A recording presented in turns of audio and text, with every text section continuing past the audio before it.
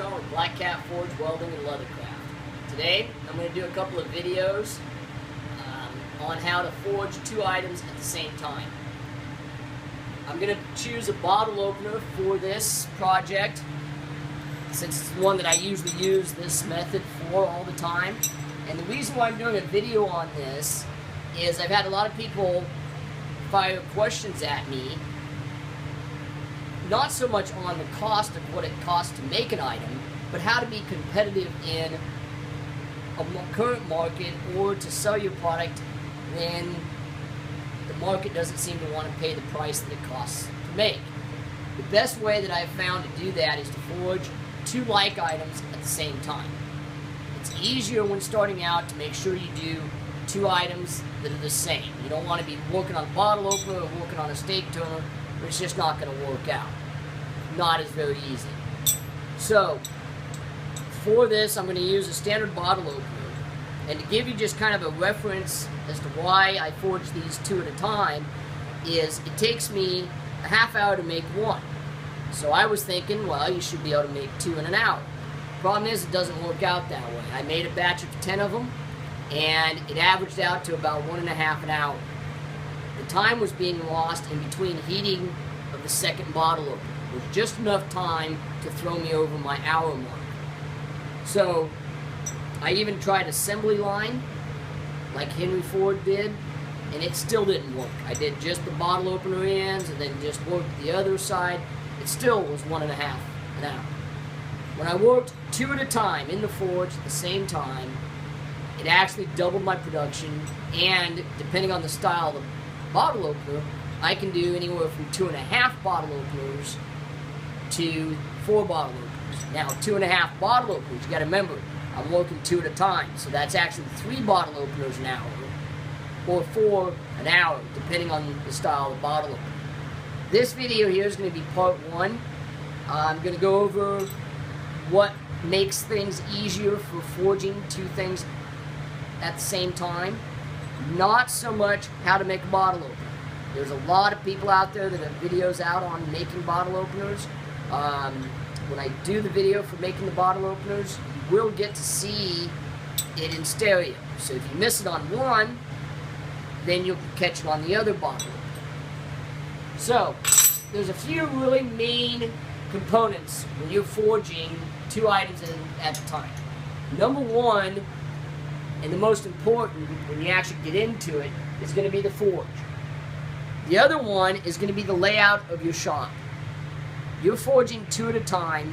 You need to be able to have everything where you need it. If you happen to forget to lay out tools, you have to be able to know exactly where that tool's at so you don't miss heat time. And the way this is going to work, and you'll see in the second video, the whole point of this is that there really is no downtime. When you're done working at the anvil, your second piece of metal should be ready to go. And it just is a back and forth give and take. When you're done at the anvil, you got another piece in the oven, ready to go. You got another piece in the forge, ready to go. So you've got very little downtime. The other thing is the product you do at two at a time needs to be one that you are completely familiar with. I mean, you need to be able to not think about making this project if you're going to forge it two at a time. It needs to be just be able to look at it and boom, it's done. Okay? So first, let's go over the forge. Now, I'm not going to talk a whole bunch about our coal forge. Those of you that use primarily propane, can't help you. I only work with coal.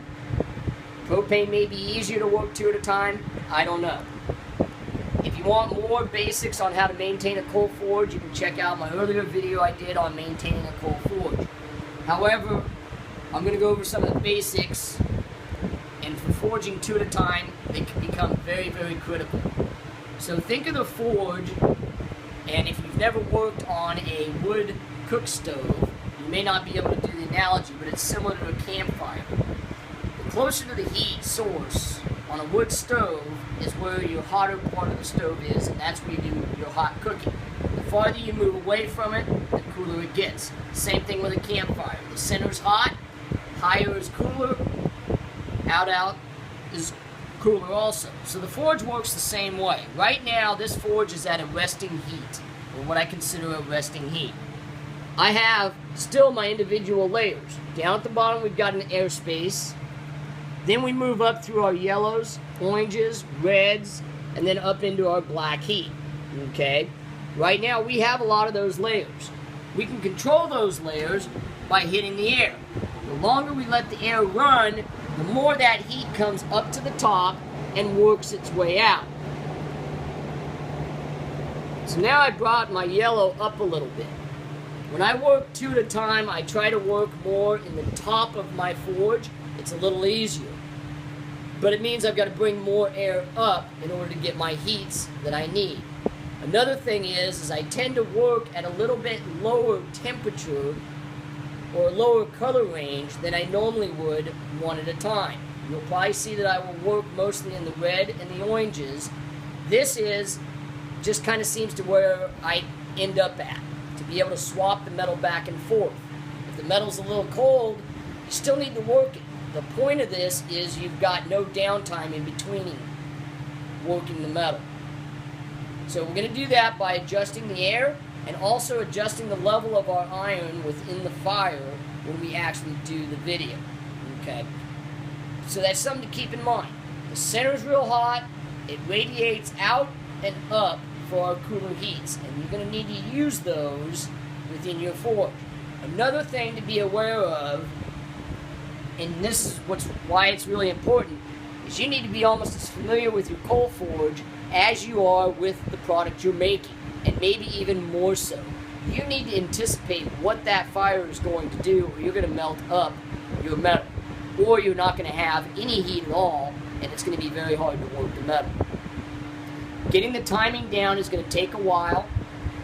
There is one thing that when we go through, I don't know if I'll mention in the other video, but when you're working 2 at a time, try to keep them at the same process.